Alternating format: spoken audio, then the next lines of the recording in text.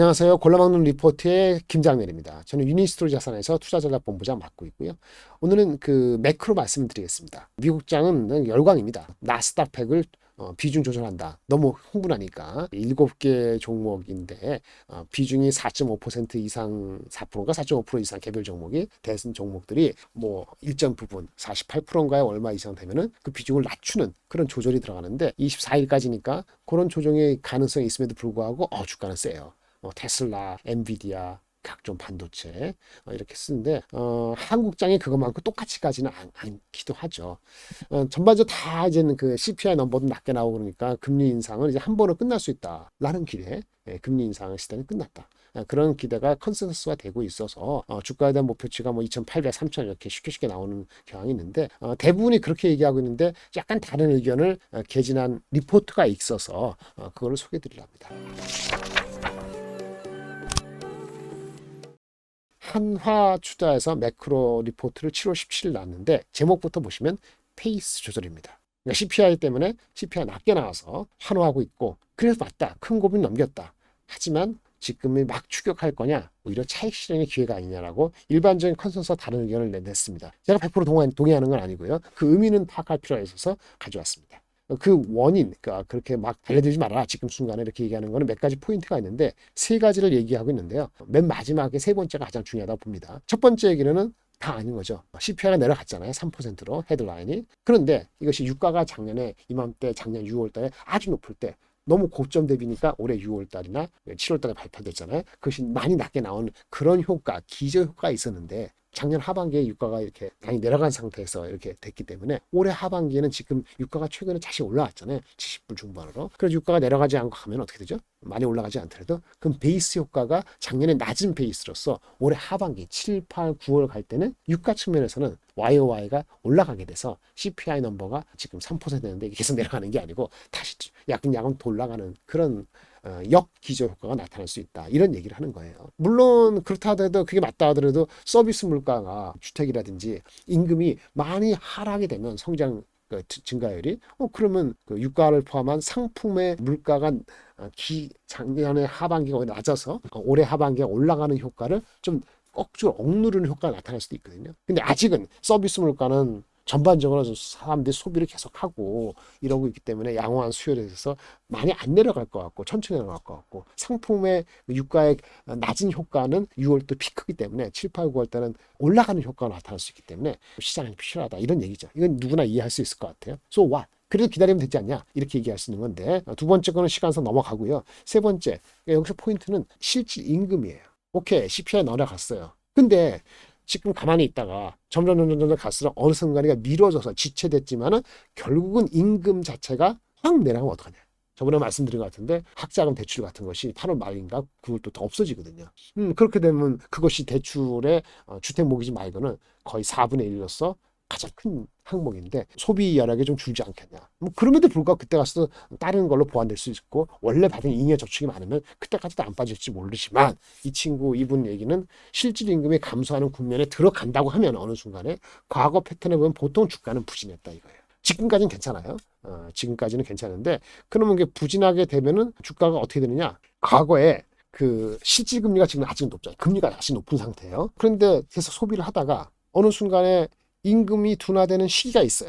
그러니까 몇 번 있었어요. 80년대 중반, 90년대 중반, 2000년 중반 이렇게 있었는데 그 실제 금리가 아직은 높은데 소득이 부진하게 되는 순간에 접어들어야 되면 늦게나마 주가가 조정을 받는다는 거예요. 얼마 정도? 한 3개월에서 6개월 정도. 그거를 이분은 좀 강조한 것 같아요. 최근에 주가가 올랐는데 너무 낙관적인 편향 말고 이런 가능성이 있기 때문에 실질 임금이 이분은 인디케이션은 올해 가을 어느 시점, 겨울 넘어가지 임금이 떨어지기 시작하면 소비가 줄면은 주가는 그때 반응을 할 수 있다. 근데 지금 주가가 미리 많이 갔으니까 좀 조정 받을 때 접근하라 이런 얘기 같습니다. 비중 확대 기회는 다시 온다 이렇게 결론을 맺고 있고요. 궁극적으로는 중장기 관점은 경기가 확 빠지지 않으면 크게 빠지지 않겠지만 비중은 확대가 맞는데 아까 말씀드린 몇 가지 불확실성이 있기 때문에 그것이 반영돼서 실질 임금이 내려가는 시점에서의 주가의 조정 시기를 기다려라 이런 얘기 같아요. 근데 제 결론은 뭔지 아세요? 근데 그런 식으로 기다렸다가는 업사이드 단기에 나타나는 업사이드를 다 놓친다. 이런 얘기예요.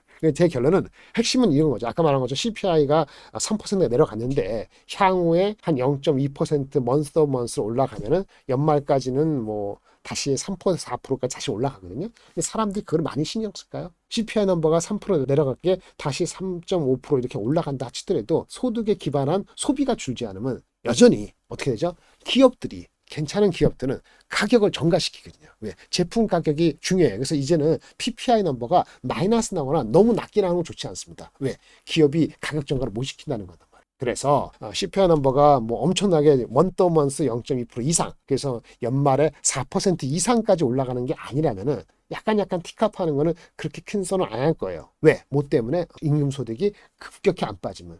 급격히 당장에 빠질 것 같지는 않거든요. 물론 9월, 10월이 어떻게 될지 몰라요. 그래서 저는 9월 달에 변곡점 보는데 일단 당분간은 그래서 사람들이 그 소비 심리가 크게 무너지지 않는다면은 CPI가 약간 틱업하듯 신경 많이 안 쓸 건데 그럼 어디에 붙여놨냐? 결국은 who is right? 가격을 기업들이 자기네 제품이든 서비스든 간에 그 가격을 인플레를 반영해서 전가시키라고 하고 있잖아요. 그게 성공하는 회사가 있고 잘 안 되는 회사가 있어요. 얘네도 신제품이라든지 서비스의 질적인 측면이 있고 그다음 미리 선행적으로 재고를 축소한 회사도 있고 재고 축소가 아직 미진하게 남아있는 회사가 있단 말이에요. 그러니까 재고 축소를 적절히 하면서 신제품 신서비스를 통해서 가격 전가를 인플레에 적절하게 계속할 수 있는 해자가 있는 업체 중심으로 그런 주식으로 그 수급이 몰릴 가능성이 있어요. 그래서 가는 놈이 계속 간다. 언제까지? 개인 소득에 기반한 소비가 눈에 띄게 떨어지기 전까지. 그래서 3Q는 그렇게 가고 9월달 전후로 하나의 변곡점을 생각해 봐야 될 것 같아요. 어쨌든 섹터적으로 봤을 때는요. AI의 일부 단기 주가 과열에도 불구하고 쏠림이 다소 있을 수 있고 하지만 반도체가 연관된 종목은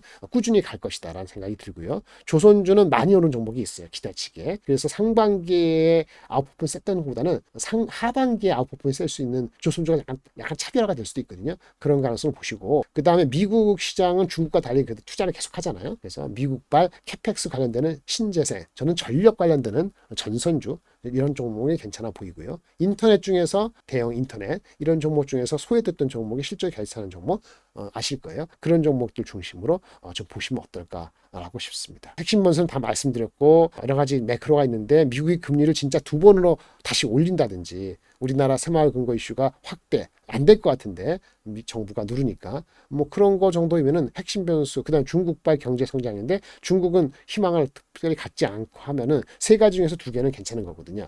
그러면 이게 속도의 이슈이긴 하지만 달팽이가 기어오르듯이 그러니까 스네일스 페이스라는데 달팽이가 계단을 오르듯이 야금야금 오를 것 같고요. 매크로가 부정적이면 2650이 상단일 것 같고 그렇지 않으면 9월달 이전에 2700 정도는 안착을 시도할 것이라는 게 제 뷰입니다. 9월달 갔을 때는 소비 심리가 실제 소득에 비반한 소비가 어떻게 주느냐 안 주느냐에 따라 갖고 9월 이후에는 내년 거 2024년 숫자를 땡겨오는 거에 따라서 2700에서 더 갈 수도 있고 아니면 거기서 다시 한번 스트러글링 공방을 벌이는 그런 형국이 될 것 같습니다. 핵심 변수를 중심으로 CPI하고 기업들의 가격 전가 이슈를 기준으로 2700 안착 여부에 대해서 매크로를 말씀드렸습니다. 감사합니다.